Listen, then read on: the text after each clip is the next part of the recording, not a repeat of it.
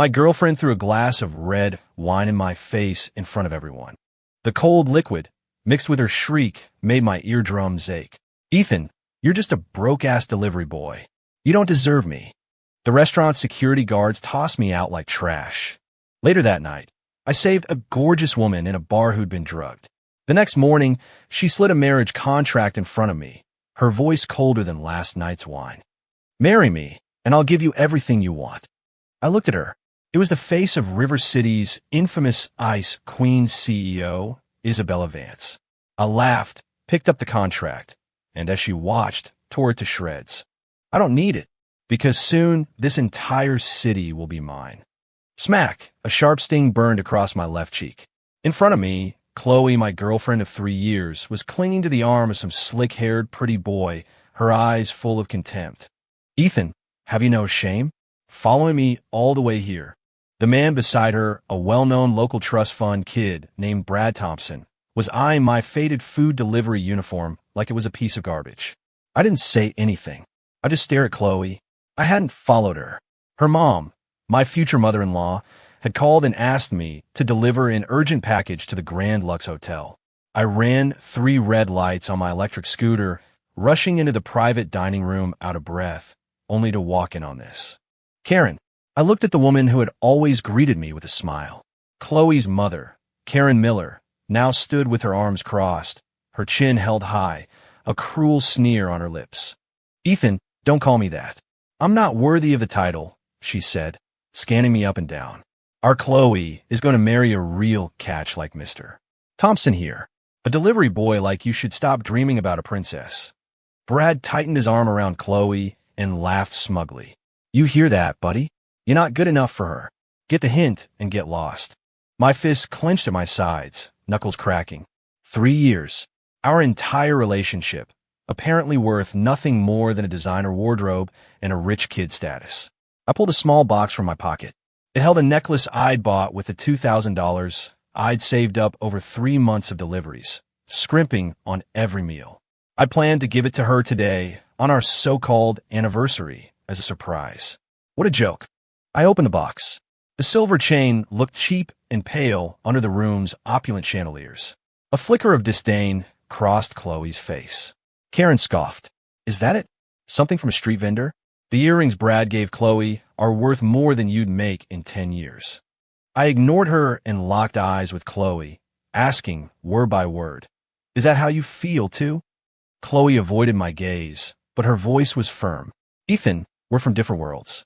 I don't want to go to a class reunion where everyone else's husband drives a BMW or a Mercedes and mine shows up on an electric scooter. I get it. I nodded. My heart felt like it was being squeezed by an invisible hand, the pain so sharp I could barely breathe. I tossed the box, along with my pathetic sincerity, into a nearby trash can. Then I turned to leave. Stop right there, Brad said suddenly. He picked up a glass of red wine and walked over to me. You want to leave? Fina, drink this. Apologize to me and Chloe, and we'll call it a breakup drink. His eyes were full of mockery. He wanted to humiliate me in front of everyone. The other guests in the room were all whispering, ready for a show. A loser is a loser. Serve him right. Chloe finally came to her senses. What kind of future could she have with a guy like that? I looked at the glass of wine, then at Brad's punchable face. The rage I'd been swallowing for 3 years finally boiled over. 3 years ago, I retired from Aegis, my old unit, wanting nothing more than to live a normal life. I hid my skills, buried my past, and thought that a simple life was happiness. Reality just slapped me across the face. In this world, if you don't have money or power, even breathing is a mistake. I didn't take the glass. As everyone watched in shock, I shot my hand out and grabbed the collar of Brad's expensive suit, twisting the fabric in my fist. WH, what are you doing? Brad's face went pale. He never imagined I'd dare to touch him. Apologize? I twisted my lips into a cold, dangerous smirk. Who the hell do you think you are? Before the words even faded, my other hand snatched the wine glass from him. Then, without a moment's hesitation, I slowly poured the entire glass of red wine over his slick, gelled hair. The crimson liquid trickled down his cheeks, dripping onto his pristine white shirt, leaving him a pathetic, sopping mess. The room fell dead silent. Chloe and her mother were stunned speechless. Brad was trembling, pointing at me, unable to form a coherent sentence. You dare? What one I dare? I let go of his collar, shoving him away like a sack of garbage. He stumbled backward and fell to the floor. I pulled a napkin from a dispenser and slowly wiped my hands, as if I'd just touched something filthy. Remember this, I said, my voice low. Some people you can't afford to mess with. I scanned the room of shocked faces, my gaze finally landing on Chloe. She looked back at me, her eyes filled with not just shock, but a flicker of fear I'd never seen before. I didn't linger. I turned and strode out of that suffocating place. Behind me, Brad's furious roar echoed. Get him. I want him dead. I didn't look back. Outside the hotel, the cool night air of River City hit my face, but did nothing to cool the fire in my chest. I pulled out my phone and dialed a number that had been dormant for 3 years. It was answered almost immediately. A respectful, excited voice came through the line. Dragon 1, sir, you're finally calling. I took a deep breath, my voice frighteningly calm. Marcus, I've changed my mind. Book me a flight to the Middle East. I'm done with this damn place. I just wanted to be a normal person. But why did you all have to force the dragon out of his den? After hanging up, I didn't go home. The thought of that apartment just made me sick now. I walked into a bar called Club Midnight, hoping to numb my aching heart with alcohol. The music was deafening, the crowd a pulsing mass under strobing lights. I found a booth in a dark corner and started downing glass after glass of whiskey. The harsh liquid burned my throat like fire. Just as I was about to black out, a figure stumbled into my line of sight and collapsed into my arms. A pleasant, cool fragrance filled my nose. I frowned, about to push her away. Don't touch me. The woman in my arms suddenly grabbed my arm, her voice trembling with a mix of fear and resistance. I looked down and realized something was wrong. Her cheeks were flushed an unnatural red, her eyes were glazed over, and her breathing was ragged. Her beautiful eyes were filled with pain and a desperate struggle. She'd been drugged. After years of living on the edge, I knew these dirty tricks all too well. Miss, are you okay? I held her steady, keeping my voice low and calm. She didn't seem to hear me, just clawed at her collar, mumbling hot. So hot. Just then, a few thugs in loud Hawaiian shirts surrounded us. The one in the lead, a guy with bleach blonde hair, was leering at the woman in my arms. Hey, buddy, let her go. Our boss has his eye on this one. I glanced up and saw a familiar figure in a nearby booth. Brad Thompson. He'd changed his clothes and was glaring at me with pure hatred. Next to him sat a beefy, middle-aged man. So this was his doing. The killing intent I'd suppressed for years surged inside me again. Scram. I said only one word, my voice quiet but as sharp as ice. The blonde guy, Blondie, froze for a second, then burst out laughing as if he'd just heard the funniest joke in the world. Huh, you're telling me to scram? Do you know who I am? My boss is Leo.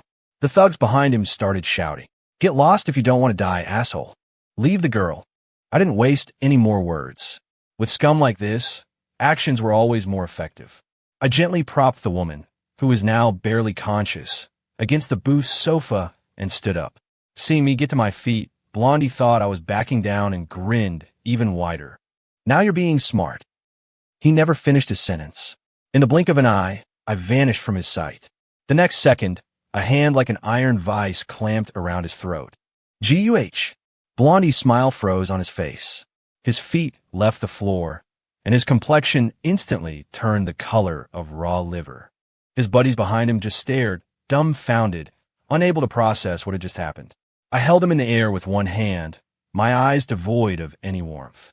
I'll say it one more time. Scram. The other thugs finally snapped out of it and charged at me with a roar. I didn't even turn around. My left leg shot back in a precise side kick, connecting squarely with the knee of the first guy. Crack. The sound of bone shattering was sickeningly clear. The thug let out a piercing scream and collapsed, clutching his leg. At the same time, I flicked my wrist, throwing Blondie like a sandbag into the other two, sending them all crashing to the floor in a heap. The whole thing took less than 3 seconds. The blaring music in the bar seemed to hit a pause button. Everyone was staring at me, mouths agape. I dusted off my hands as if I were just brushing off some dirt. In the distance, Brad's face was as white as a sheet. The man next to him, Leo looked just as horrified. I ignored them, turned back to the booth, and lifted the unconscious woman into my arms, striding toward the exit. As I passed Brad's table, I paused and glanced at him. I told you, some people are best left alone. And I won't forget what happened tonight. Brad flinched, too terrified to even breathe. I carried the woman out of the bar. Her body temperature was rising fast. If I didn't do something soon, her life could be in danger. I hailed a cab and went straight to the nearest hotel. After getting a room, I laid her on the bed and went to the bathroom to fill the tub with cold water. When I lowered her in, the shock of the cold water seemed to bring her around a little. She opened her hazy eyes and looked at me, her gaze filled with alarm and a hint of desperation. "Who are you? What are you doing?" "I saved you," I said simply. "You were drugged. The cold water will help." With that, I turned to leave the bathroom to give her some space. But as I turned, a pair of soft arms wrapped tightly around my waist from behind. Her body pressed against my back, radiating an astonishing heat. Her voice, choked with sobs and a pleading tone, whispered in my ear, "Don't go. Help me. Please." My body went rigid. I'm no saint. I'm a man with all the normal urges, especially after the betrayal and humiliation I'd just been through. I turned around and met her watery gaze. In her eyes was a fire hot enough to burn any man's self-control to ashes. My Adam's apple bobbed. My voice came out raspy. "Are you sure?" She didn't answer. She just held me tighter, stood on her toes, and kissed me. In that instant, the last thread of my restraint snapped. The next morning, the ringing of a cell phone woke me up. Sunlight streamed through a gap in the curtains, casting dappled patterns on the floor. My head throbbed from the hangover. As I moved, I felt a warm body beside me. The memories of last night flooded back. I sat up abruptly and looked over. The woman was still fast asleep, her long eyelashes like tiny fans resting on her cheeks.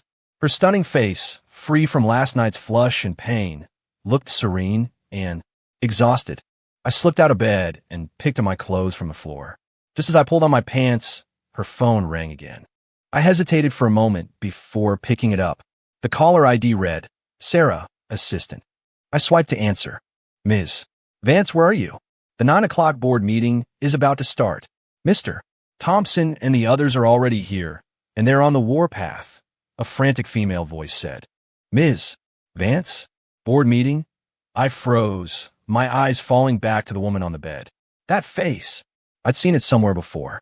I walked to the window, pulled back the curtains, and picked up a business magazine from the table. The person on the cover was her. Isabella Vance, the queen of River City's business world, CEO of the multi-billion-dollar Vance Corporation, renowned for her iron will and ice-cold beauty. And I just slept with her. I rubbed my temples, feeling like things were spiraling out of my control. Just then, Isabella woke up. She opened her eyes, looked around in a momentary daze, and then her gaze sharpened like a knife. She sat up, the sheets sliding from her shoulders, revealing expanses of pale skin marked by the evidence of last night's passion. Her eyes scanned the room and finally landed on me. "It was you." Her voice was cold, betraying no emotion. "It was." I handed her the phone. "Your assistant says you have an emergency board meeting." She took the phone, glanced at it, and frowned. The room lapsed into an awkward silence. I cleared my throat, breaking it first. "About last night. I'll take responsibility for what happened." She cut me off, her tone absolute. I was taken aback. "Responsibility? How? Pay me off?" "I don't need you to take responsibility," I said flatly. "You were drugged. I helped you. Let's just pretend it never happened." I turned to leave. "Stop." She spoke again. I stopped and looked back at her. She had thrown off the covers and was standing, completely naked and seemingly unconcerned, walking toward me barefoot.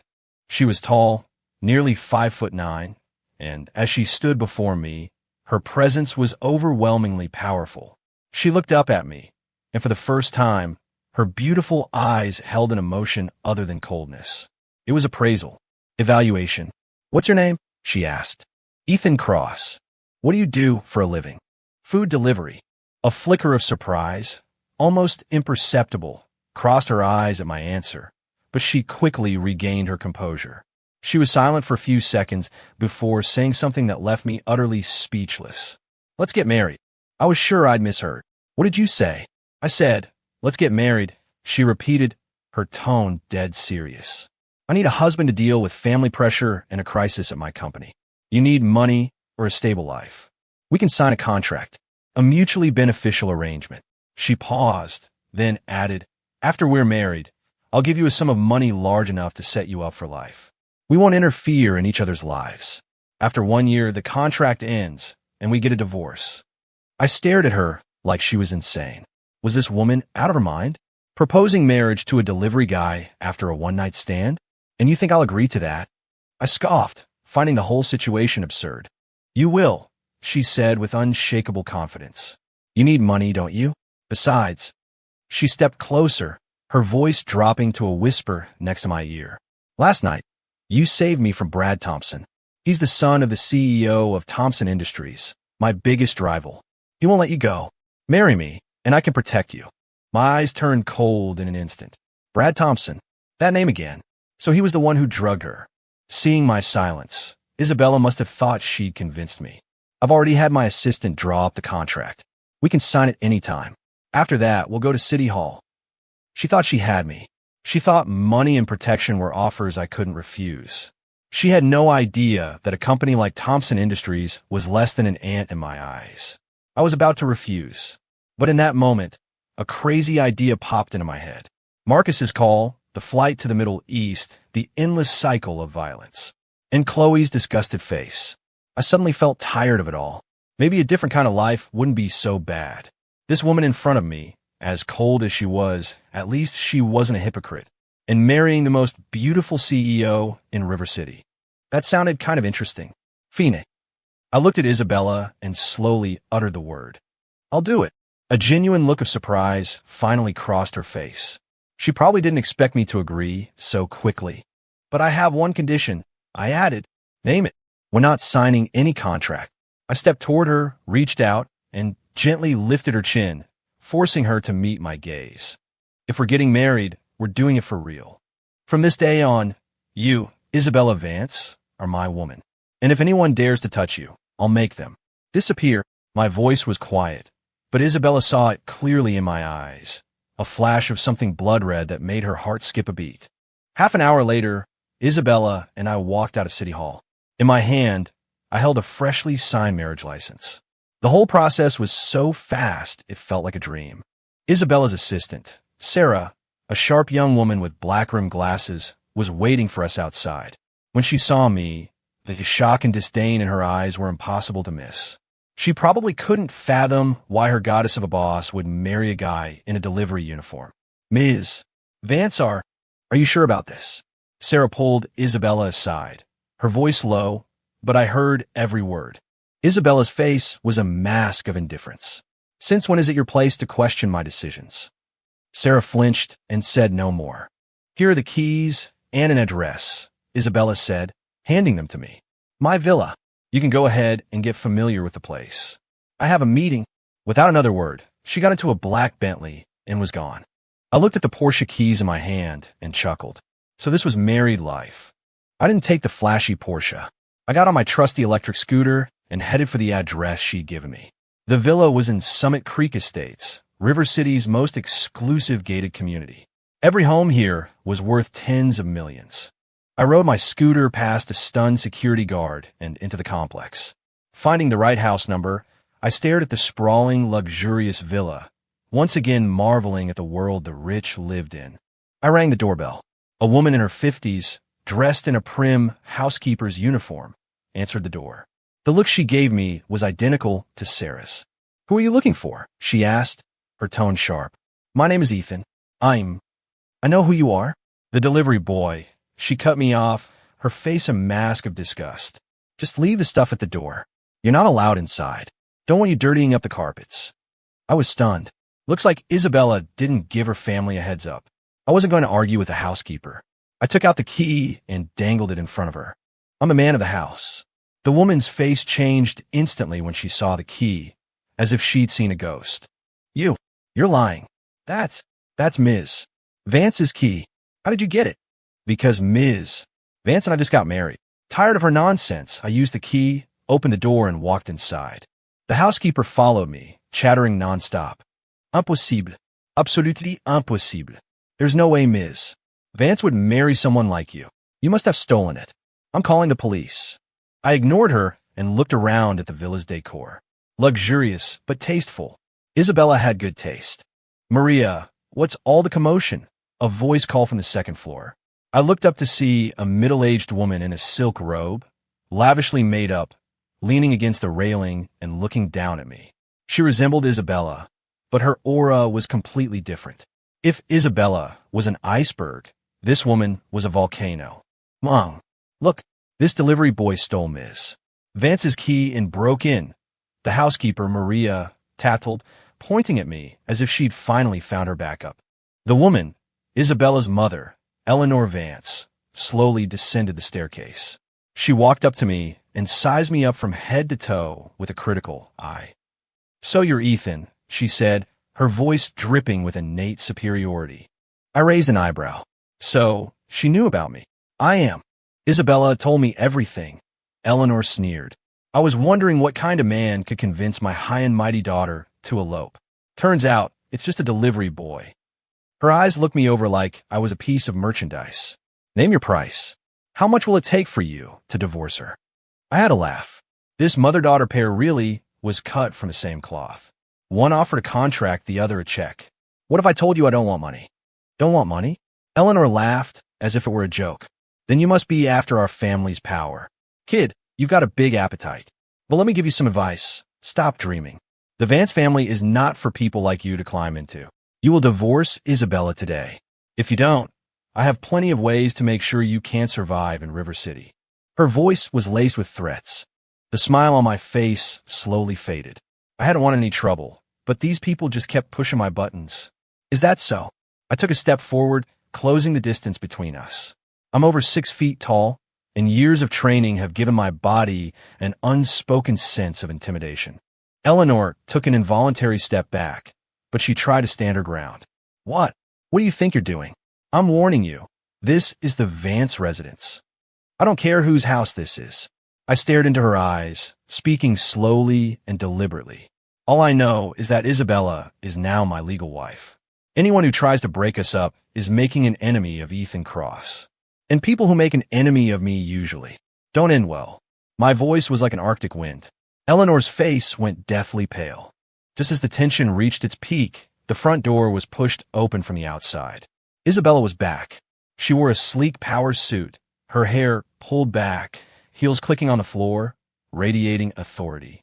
When she saw the standoff between me and her mother, her brow furrowed. "Mother, what are you doing here?"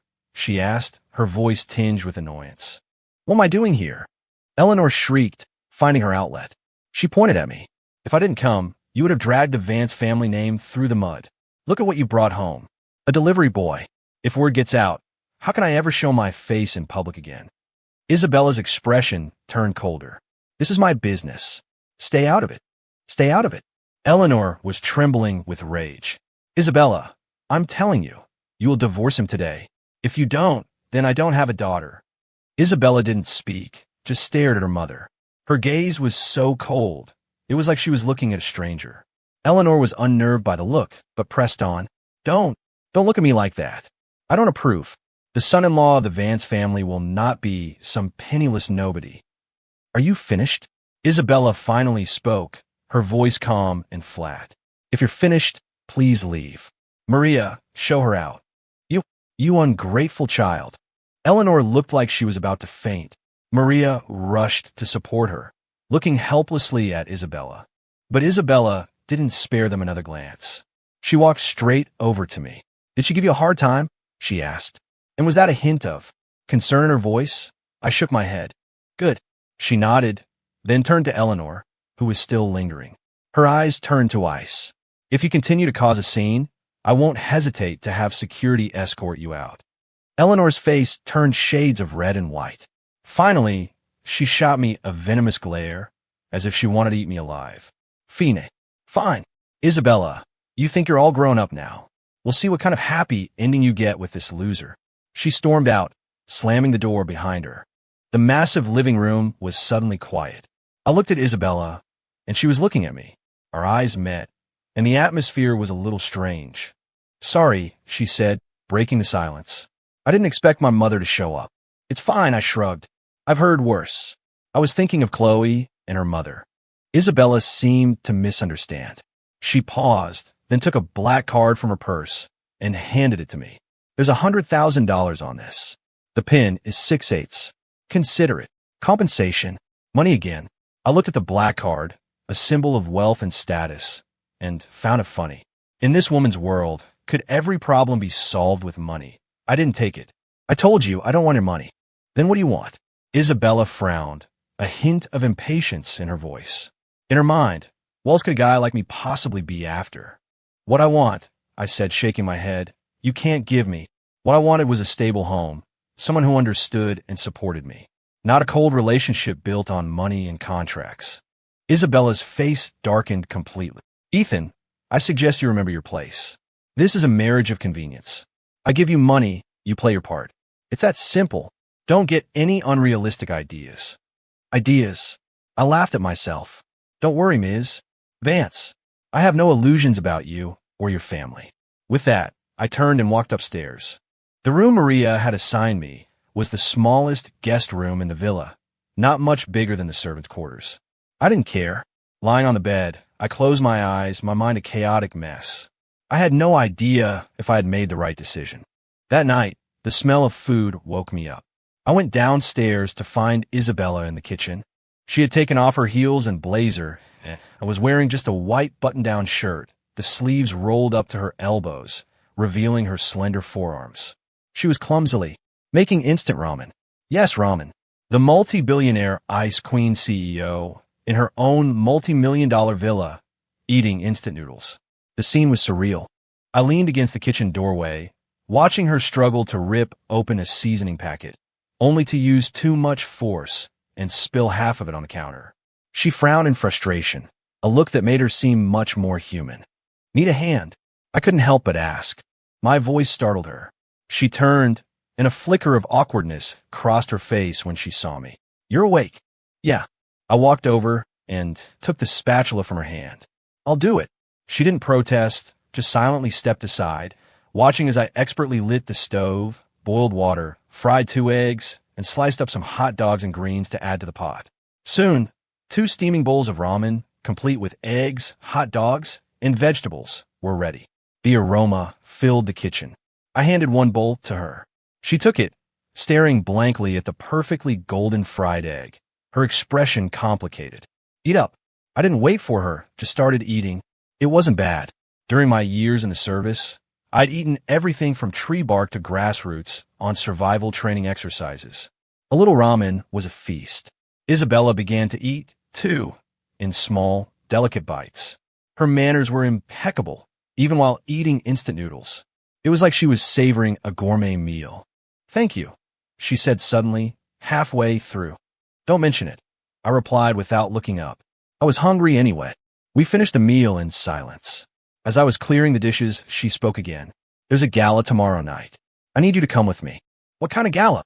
It's hosted by Thompson Industries. She looked at me, her gaze serious. Brad will be there. My hand paused, walking into the lion's den. Something like that. Isabella nodded. The Thompsons have been trying to stage a hostile takeover of my company. They'll definitely try something at this party. So you need me as a shield, I realized. Yes, she admitted without hesitation. As my husband, it's only natural for you to be there. Fine, I agreed just as quickly, but I'll need a decent suit. I couldn't exactly show up in my delivery uniform. Isabella glanced at me. My assistant, Sarah, will take you to get one tomorrow afternoon. The next afternoon, Sarah picked me up in a red Maserati. She still looked at me with a mix of scrutiny and confusion, but she was more polite than before. Mr. Cross, Ms. Vance asked me to take you to the Galleria to select a suit. Okay, I nodded and got in. The Galleria was River City's most high-end luxury mall. A single shirt there probably cost more than I made in a month. Sarah led me into an Armani boutique. The sales associate saw my cheap clothes, and her expression immediately soured with disdain. But when she noticed Sarah and the limited edition handbag she was carrying, she managed a professional smile. Welcome. How may I help you? Find him a suit for a formal event, Sarah said curtly. The associate's eyes drifted over me. Then she pointed to a rack in the corner with clearance items. Sir, the styles over here are a bit more budget-friendly. They should be perfect for you. I understood her implication perfectly. I belonged with the discounted trash. Sarah's face darkened, and she was about to say something, but I put a hand on her arm to stop her. I walked up to the sales associate and smiled. What size do you think I am? She was taken aback by the question and mumbled, Sir, you have a standard build. A size 40 regular should probably work. You think so? I shook my head. All my suits are bespoke. Shoulder 19 inches. Chest 40. Sleeve 25. Waist 33. Do you have anything off the rack that matches those measurements? The string of precise numbers left both the sales associate and Sarah staring in shock. Sarah, in particular, looked at me with disbelief. How would a food delivery guy know the exact measurements for a custom-tailored suit? The sales associate was flustered. Sir, we don't have any ready-to-wear suits with those exact dimensions. That would have to be custom ordered. There you have it, I said with a shrug. So why recommend anything if you don't have my size? Ignoring her, I walked directly to the most expensive section of the store, where the flagship pieces were displayed. I picked up a dark blue, subtly patterned suit and held it against myself. The cut, the fabric, all top tier. I'll take this one. The associate's face went pale when she saw which suit I was holding. She rushed over. Sir, that's a limited edition piece from our head designer. It's not sold separately, and it costs $38,000. She emphasized the price, as if I might be hard of hearing. I know, I said calmly. Ring it up. I pulled the black card Isabella had given me from my pocket. When the card, a symbol of a limitless credit line, appeared in front of her, the sales associate's eyes bulged. The other employees, who had been watching the scene unfold, all gathered around, their eyes fixed on the card with a mixture of shock and greed. Is that? Just swipe it, I said, handing it to her. Her hands trembled as she took the card, holding it like a holy relic as she scurried to the register. She returned a moment later, her attitude having done a complete 180. Her face was plastered with a fawning smile. Sir, here is your card, and we've packaged the suit for you. She handed me the card and the bag with both hands, bowing so low she was nearly bent in half. Sir, you have impeccable taste. This suit might as well have been made for you. I was so rude before, please don't hold it against me. I looked at her obsequious, two-faced expression and found it amusing. This was reality. With money, you're a king. Without it, you're nothing. I ignored her apology, took my things, and walked out. Sarah followed behind me, her expression growing more and more complex as she watched me. Who was this man? Was he really just an ordinary delivery driver? After Armani, Sarah took me to get a haircut and buy a pair of matching dress shoes. When I emerged from the dressing room, fully kitted out, it felt like the world went quiet. The man in the mirror was tall and powerfully built, with broad shoulders and a narrow waist. The dark blue suit perfectly accentuated his physique, fitting him like a second skin. Beneath a sharp, clean haircut was a face with strong, angular features and deep-set eyes that held an innate coolness and a hint of danger. The hardened aura he'd gained from years of walking the line between life and death was something no luxury brand could ever replicate. I was a world away from the down-on-his-luck delivery boy from that morning.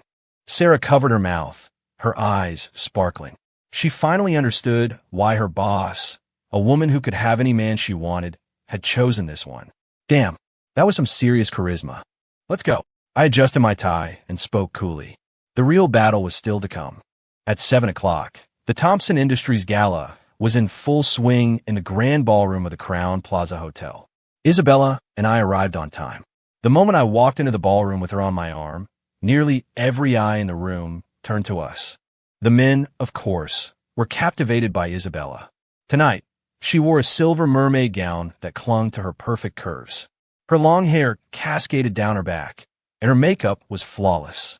She looked like a moon goddess, elegant and untouchable, a woman to be admired from afar. The women, however, were mostly looking at me. Who is that man? I've never seen him before. He's so handsome. And that presence.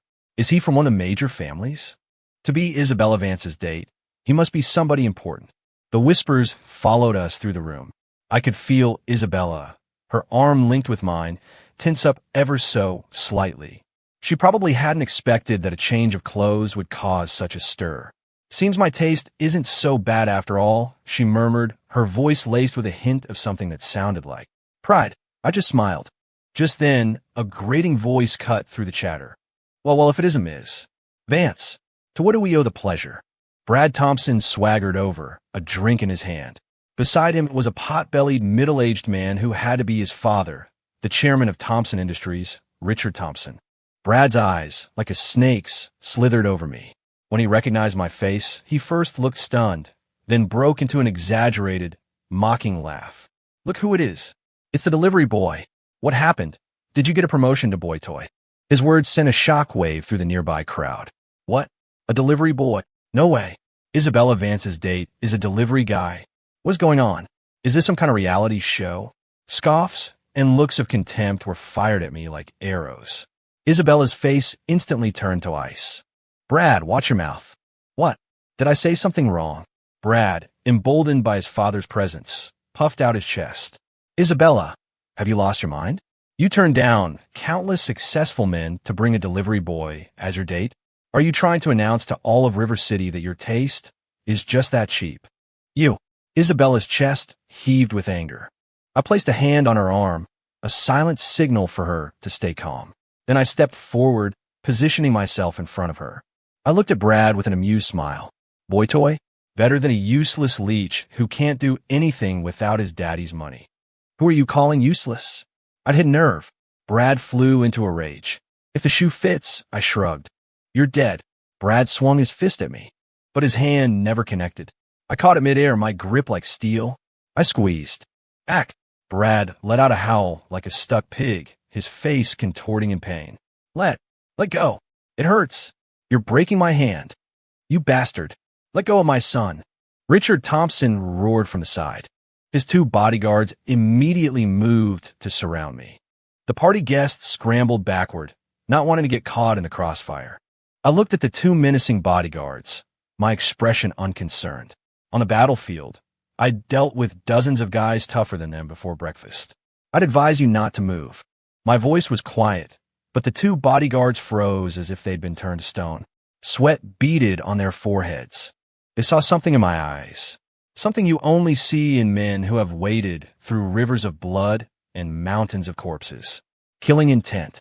Their animal instincts screamed at them that the man in front of them was lethally dangerous. If they took one more step, they would be the ones lying on the ground. The entire ballroom was silent. Everyone was stunned by the sudden turn of events. I squeezed Brad's wrist again. Crack! The sound of bones snapping echoed through the silent room. "Ah!" Brad's scream was blood-curdling. I let go of his arm, tossing it aside like a broken doll. He collapsed to the floor, cradling his mangled wrist and writhing in agony. I took the pocket square from my suit, wiped my hands, and then tossed it onto Richard Thompson's face. "Control your son, and stop harassing my woman, or next time it won't be his wrist." I looked the furious chairman in the eye and said, enunciating every word, "It'll be his neck." Richard Thompson's face turned purple with rage. He'd been a king in River City's business world for decades and had never been so humiliated. His son's arm broken in front of the city's elite, and then insulted with a discarded piece of cloth. You, he pointed a trembling finger at me. "You just wait. If I, Richard Thompson, don't have you torn limb from limb, then my name isn't Thompson." "Oh good," I smiled. "I'll be waiting." With that, I took the hand of the still-stunned Isabella and turned to leave. "Let's go." Isabella, as if waking from a dream, let me lead her mechanically out of the ballroom. It wasn't until we were in the car that she finally snapped out of it. She turned and looked at me with an incredibly complex expression. Shock, confusion, and a hint of searching. Who are you?" She finally asked the question. "A delivery boy," I said, starting the car, my voice calm. "A delivery boy with your skills?" Isabella clearly didn't believe me. A delivery boy who dares to break Richard Thompson's son's arm in public? Why wouldn't I? I countered. He deserved it. My answer left her speechless. She was quiet for a long time. The atmosphere in the car was tense. "You're in deep trouble," she finally said, her voice tired. "Richard Thompson has connections in every corner of the city, legitimate and otherwise. He won't let this go. So what? I shrugged. Let him come. Seeing my nonchalant attitude, Isabella felt a sense of helplessness for the first time. This man was completely beyond her control and comprehension.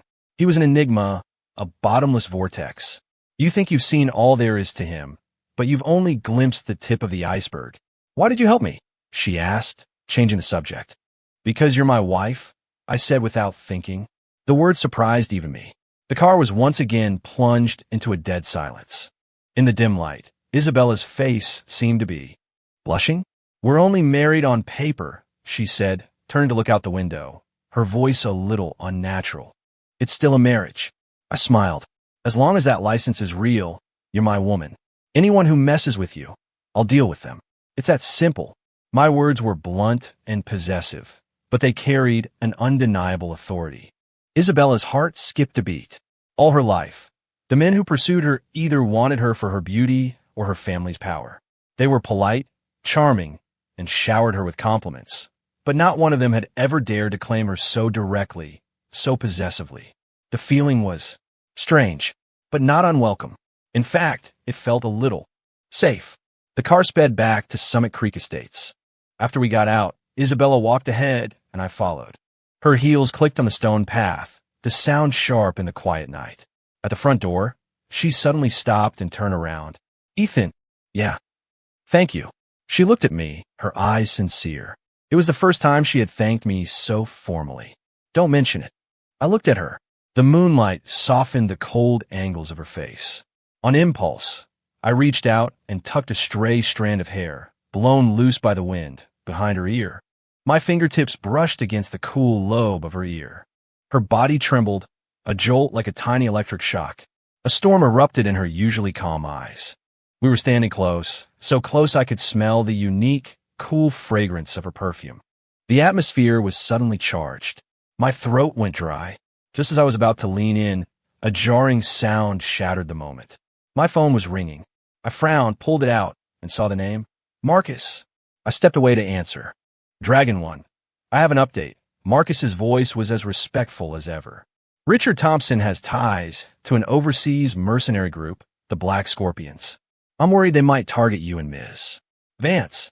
The Black Scorpions? My eyes went cold. They were a ruthless crew of cutthroats operating out of the Golden Triangle, taking any dirty job for the right price. Looks like Thompson was ready to play dirty. Understood, I said coolly. Send a few men over. I want them protecting Ms. Vance covertly.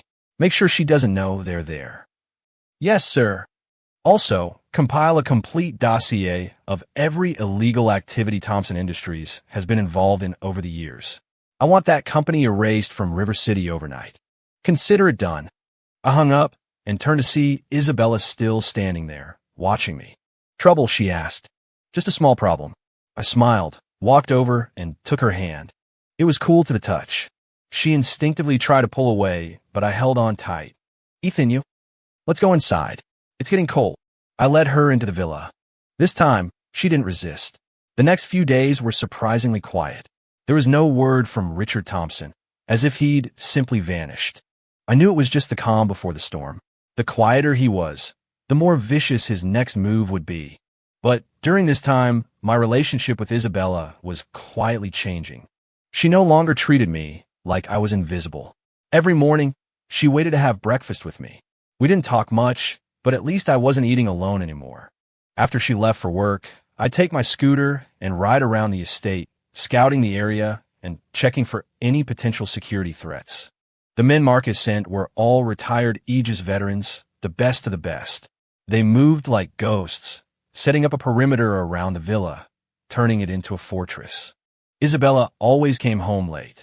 I would leave a light on for her and make a simple late-night snack. Each time, she would eat it in silence and then say, "Thank you." But the ice in her eyes was beginning to melt. One night, a torrential downpour hit the city. Isabella didn't get home until almost midnight. She was soaked to the bone, her face frighteningly pale. The moment she stepped inside, she stumbled, nearly falling. I rushed to catch her. When my hand touched her forehead, it was burning hot. She had a fever. What happened? I asked, frowning. It's nothing. Just got caught in the rain, she said weakly. There was a problem at the office. Without another word, I swept her up into my arms and carried her upstairs. She let out a small gasp and instinctively wrapped her arms around my neck. She was light, her body soft against mine, like an injured kitten. I laid her on her bed and covered her with a blanket. "Wait here, I'll get some medicine." I searched the house, but could only find some basic cold medicine, nothing for fever. With the storm raging outside and Maria already asleep, there was no way to go out and buy any. I frowned. A high fever, left untreated, could cause serious damage. Suddenly, I remembered some of the field remedies we learned in the unit. I went to the kitchen, grabbed a bottle of strong whiskey and a towel, and brewed a pot of ginger tea. Back in the bedroom, I pulled back the covers. Looking at Isabella's flushed face, I didn't hesitate. I started unbuttoning her clothes. What are you doing?" Isabella, still somewhat conscious, grabbed my hand in a panic. "Don't move," I said, my voice firm. "Do you want to fry your brain? I'm using the alcohol to bring your temperature down. It's the fastest way." My tone held a command she couldn't argue with. She froze, and to my surprise, she stopped resisting. I quickly removed her damp shirt and, using the whiskey-soaked towel, began to gently wipe her forehead, neck, underarms, and the palms of her hands and feet. The cool towel on her hot skin made her sigh in relief. Her skin was as white and smooth as polished marble. I tried to keep my thoughts professional, but it was hard not to feel a stir of attraction. This woman was intoxicating. Afterward, I helped her sit up and spoon-fed her the hot ginger tea. She was compliant, like an obedient child. When I was done, I changed her into a clean nightgown and tucked her back in a bed. By the time I finished, I was covered in sweat. I sat on the edge of the bed, watching her breathing even out and the flush recede from her cheeks, and finally breathed a sigh of relief. Just as I was about to get up and leave, she suddenly reached out and grabbed the corner of my shirt. "Don't go," she murmured in her sleep. My heart softened. I stayed, sitting by her bed, holding her hand. It was still a little cold. I wrapped my palm around it, trying to warm her. Sometime later, I fell asleep, slumped over the side of the bed. The next morning, the vibration of my phone woke me. I opened my eyes and found a light blanket draped over me. Isabella was awake, propped up against the headboard, just watching me. Her fever was gone. Her eyes were clear as water, filled with a complex emotion I couldn't read. "Morning," I said, my voice raspy as I rubbed my stiff neck. "Morning." Her voice was back to its usual coolness, but there seemed to be a new softness to it. I picked up my phone. It was a text from Marcus. For words. The fish took the bait. My eyes hardened. I stood up. "You need a rest. Don't even think about going to the office today." "But." "No buts." I cut her off, my tone leaving no room for argument. "From now on, I'm in charge of your safety. You don't go anywhere until I say it's clear." With that, I turned and walked out. Isabella watched me go, her mouth open as if to say something, but no words came out. She instinctively clutched the blanket. She could still smell his scent on it. I walked out of the villa into the bright morning. The rain had passed, leaving the air crisp and clean. Marcus was already waiting for me by the gate in a black SUV.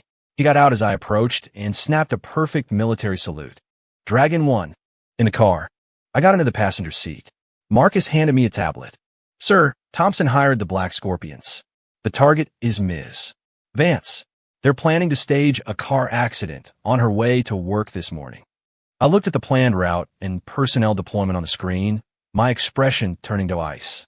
"Our men, all in position, awaiting your command." "Good." I nodded. "Tell the team to get ready to close the net." "And Marcus?" "I want them alive." "Understood." I gazed out the window. In the distance, the sun was rising. "Richard Thompson, your time is up." At 9 a.m., a Bentley identical to Isabella's usual car pulled out of Summit Creek Estates. One of Marcus's men was at the wheel, disguised as her driver. I was in the back seat. The car moved smoothly along the winding mountain road that led to the city. This stretch was quiet, flanked by dense woods, the perfect place for an ambush. My fingers tapped a steady rhythm on my knee, but my eyes were like a hawk's, scanning everything around us. As we rounded a sharp curve, it happened. A massive dump truck suddenly roared around the bend, barreling toward us in the wrong lane. Its goal was clear, to ram us off the cliff. The driver cursed and yanked the wheel hard. Screech, the sound of tires screaming tore through the quiet woods. The Bentley's front end swerved just in time to avoid a head-on collision, but the truck's rear still slammed into our side. The car spun out of control. At the same time, two black vans shot out from the woods, boxing us in from the front and back. The doors slid open, and a dozen masked men armed with machetes and steel pipes jumped out, surrounding us with menacing snarls. Their leader was a man with a long scar across his face. The Black Scorpion's local contact, a thug named Scarface. "Do it. Kill the man, grab the woman," Scarface ordered with a vicious grin. The thug charged forward with a battle cry. The driver's face was grim, ready for a fight to the death. But I just smiled. I pushed open the car door and stepped out. I calmly adjusted my collar, as if I were attending an elegant ball rather than facing down a pack of killers. "Is this all?" I scanned the group and shook my head. Richard Thompson is cheaper than I thought. Scarface stopped in his tracks. He hadn't expected me to be so calm, let alone mock them. "You're asking for it, you son of a bitch," he roared, charging at me with his machete raised. The rest of his men surged forward behind him. I stood my ground, not moving a muscle. Just as Scarface's machete was about to come down on my head. Thwip, thwip, thwip. A few soft, muffled pops echoed from the surrounding woods, the distinct sound of suppressed rifle fire. The thugs at the front of the charge suddenly collapsed, a small, dark hole appearing in the center of each of their foreheads.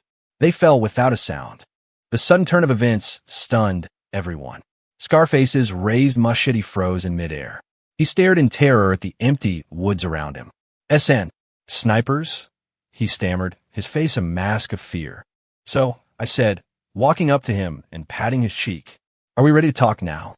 He flinched, and the machete clattered from his hand to the pavement. Who the hell are you?" "Who I'm doesn't matter," I smiled. "What matters is where your boss, Richard Thompson, is right now." Scarface's eyes darted around. He wasn't going to talk. I didn't waste any more words. I stepped on the fingers of one of his downed men and slowly ground my heel into them. "Ayakak." The man's scream of agony echoed through the woods. I'll talk. Scarface broke. He's at the abandoned factory on the edge of town. He told us to bring the woman there." "Good." I nodded, satisfied. Then I delivered a swift, clean chop to the back of his neck. His eyes rolled back, and he crumpled to the ground. I took out my phone and called Marcus. "Wrap it up and call Police Chief Miller. Tell him to take a team to the abandoned factory on the outskirts of the city. Let him know there's a major kidnapping in progress. The mastermind is Richard Thompson. Yes, Dragon 1. With that handled, I turned to the dump truck driver, who was frozen in his seat, paralyzed with fear. "Go back and tell your master. The game is over." At the abandoned factory, Richard Thompson was pacing nervously. Next to him stood a pale-faced Brad, his broken arm in a sling. "Dad, why aren't Scarface and his men back yet? You don't think something went wrong, do you?" Brad asked anxiously. "What could go wrong?" Richard snapped. "These are the Black Scorpions, a crew of killers. Taking care of one pretty boy and a woman is child's play for them." Despite his words, he felt a knot of unease in his stomach. There was something terrifying in that Ethan's eyes. Just then, the massive factory doors were kicked open. Boom! The heavy steel doors flew inward and crashed to the ground with a deafening clang. Richard and Brad jumped, whipping their heads around. A tall figure, silhouetted against the light, slowly walked in through the dust and smoke. It was Ethan. How are you here?" Richard looked at me like he'd seen a ghost. "Where are Scarface and his men?" "Them." I smiled. "Probably on their way to the police station." "What?" Richard's face drained of color. You call the cops. What else was I supposed to do?" I shrugged. "I'm a law-abiding citizen. Impossible. This is impossible." Richard shook his head frantically. "Who are you?" "You'll find out soon enough." I walked toward him step by step. Behind me, Marcus entered, followed by several men in black tactical gear, each of them radiating an aura of disciplined violence.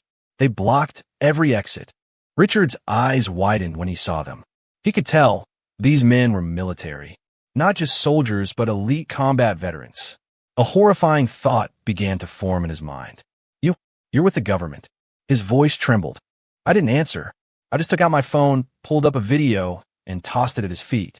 The video was a compilation of evidence. Every shady deal, every tax evasion scheme, every crime, even a few suspicious deaths that Thompson Industries had been involved in for years.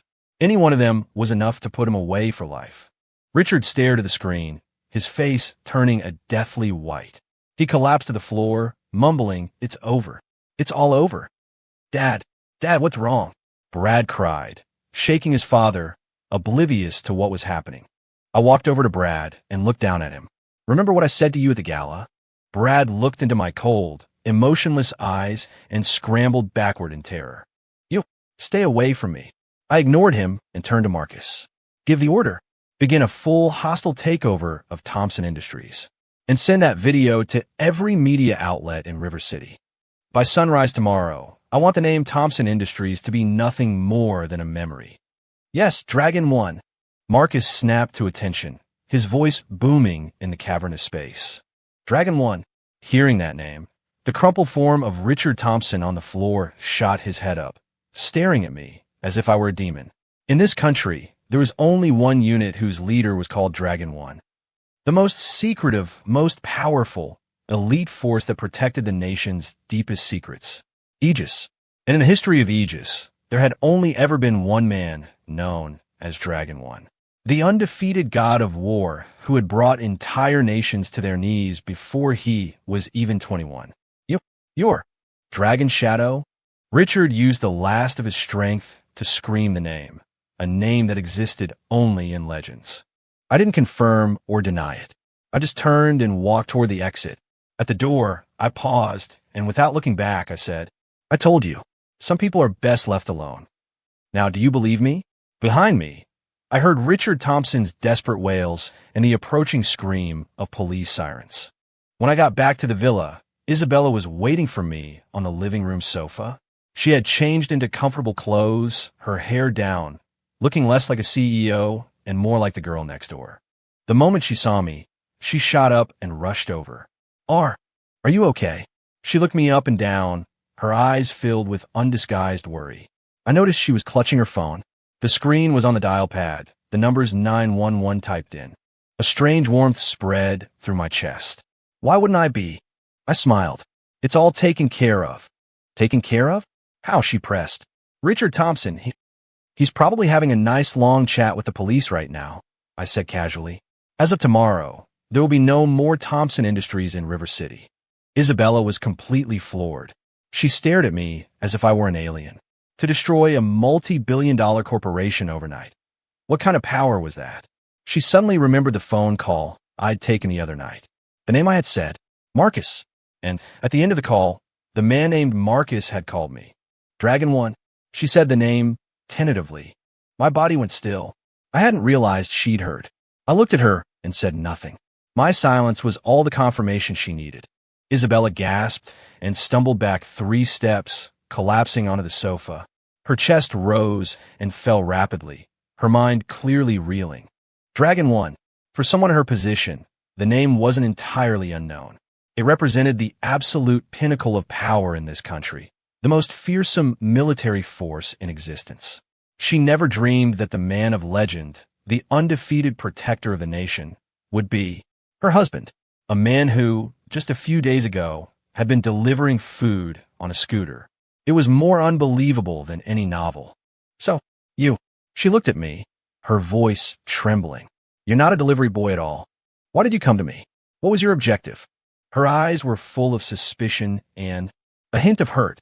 She thought I had approached her with some ulterior motive. Seeing her like this, I felt a pang of guilt. I walked over and knelt in front of her, meeting her gaze. "I admit, I wasn't completely honest with you," I said sincerely. "When I left the service, all I wanted was to be a normal person, to live a quiet life. The delivery job was real. Getting dumped by my ex-girlfriend was also real. As for meeting you," I paused, giving a self-deprecating smile. "That was a complete accident. When I married you, at first, it was really just because I thought it might be interesting to try a different way of life. But," I looked her directly in the eyes, my voice steady. "But now, things are different. Isabella, I don't want a marriage contract with you anymore. I want you to be, for real, my wife." My words hit her like a bombshell, sending ripples across the calm surface of her heart. She stared at me, her clear eyes welling up with tears. Are you serious? I am. I nodded, then pulled something from my pocket. It was something I had Marcus fly in from overseas express delivery. I opened the small box. Inside was a dazzling diamond ring, a massive, pear-cut pink diamond, sparkling with a dreamlike light. The heart of the ocean, one of a kind, priceless. I got down on one knee and held the ring up to her. Isabella, I know we had a crazy start, but I want to give our story a proper beginning. Will you marry me? Isabella covered her mouth, and the tears she'd been holding back finally broke free. This woman, who was always so strong, so cold to the outside world, was now crying like a child. She didn't speak. She just sobbed and nodded her head furiously. I smiled, took the ring, and gently slid it onto her ring finger. A perfect fit. I stood up and pulled her into my arms. She hugged me tightly, as if she wanted to merge into my body. Ethan, she choked out between sobs. I never believed in love. I thought marriage was just a transaction. But now I believe. I bent down and kissed her. This time, it wasn't an accident. It wasn't an impulse. It was two hearts, finally truly connecting. The news of Thompson Industries' overnight collapse sent a seismic shock through River City. Everyone was mystified, wondering what kind of godlike figure could wield such devastating power. Meanwhile, I was enjoying a rare moment of peace. Since the night I came clean to Isabella and reproposed, our relationship had completely transformed. The iceberg between us had finally melted. She was no longer the untouchable CEO, but a woman who would smile at me, tease me, and even refuse to get out of bed in the morning. Breakfast was no longer a solo affair. She would curl up in my lap like a cat, refusing to eat unless I fed her. Ah, she'd say, her mouth open, her eyes sparkling. I would sigh with a helpless smile and pop a piece of scrambled egg into her mouth. She'd close her eyes in satisfaction, like a cat that had just gotten a treat. Husband, your cooking is the best, she'd praise without reservation. Hearing her call me husband made my heart melt. I'd pinch her nose playfully. Then you should eat more. No, I have to watch my figure, she'd say, shaking her head. Then she'd lean in close, her breath warm against my ear. Or you might not like what you see tonight. My body would go rigid, a fire shooting through me. This woman was a siren, always teasing me, first thing in the morning. I'd scoop her up in my arms, ignoring her squeal of surprise, and carry her back toward the bedroom. Ms. Vance, I think we need to have a very serious, in-depth discussion about this liking what I see topic. Of course, even in a sweet life, there are always a few sour notes. For example, my ex-girlfriend, Chloe. After the Thompsons fell, life got hard for Chloe and the trust fund baby she'd latched onto. Brad was sentenced to 10 years in prison for a variety of financial crimes. The Thompson family kicked Chloe to the curb, and she was back to being a normal office worker, taking the subway to work every day. One day, I was at the mall with Isabella, and of course, we ran into her. She was at a makeup counter, arguing loudly with a sales clerk over a free sample. She looked like a shrew, a world away from the innocent girl I remembered. When she saw me, with the impossibly beautiful Isabella on my arm, she froze. Her eyes went wide when she saw the necklace Isabella was wearing, the heart of the ocean. She knew what it was. That necklace had just sold at an international auction for $1 billion. It had been all over the news. How was this woman wearing it, and the man with her? Was that Ethan? How was he with someone so far out of his league? Ethan, she stammered. I was going to ignore her, but Isabella stopped, a curious smile playing on her lips. She turned to Chloe, her voice sweet as honey. Husband, who is this? She deliberately emphasized the word husband. Chloe's face went white. She called you husband? She sputtered, pointing back and forth between us. That's right, I nodded, pulling Isabella closer. Allow me to introduce you. This is my wife, Isabella. Isabella, the CEO of the Vance Corporation. The woman every other woman in River City envied. Chloe felt her world spin. She finally understood why the Thompson family had been destroyed overnight. She finally understood why Ethan had dared to break Brad's arm at the gala. He wasn't some poor loser. His woman was Isabella Vance. And if Isabella Vance called him husband, what did that make him? No, it's not possible. She shook her head, unable to accept it. You're a delivery boy. How could you?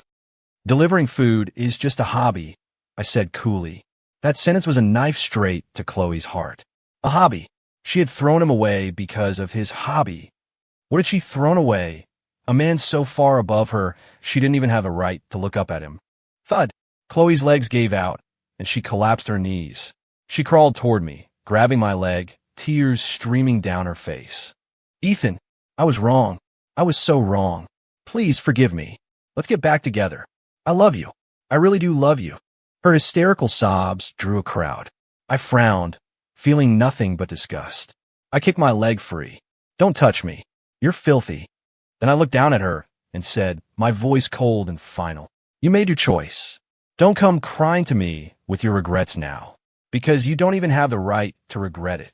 Without another glance, I wrapped my arm around Isabella and walked away. Behind us, I could hear Chloe's cries of utter despair.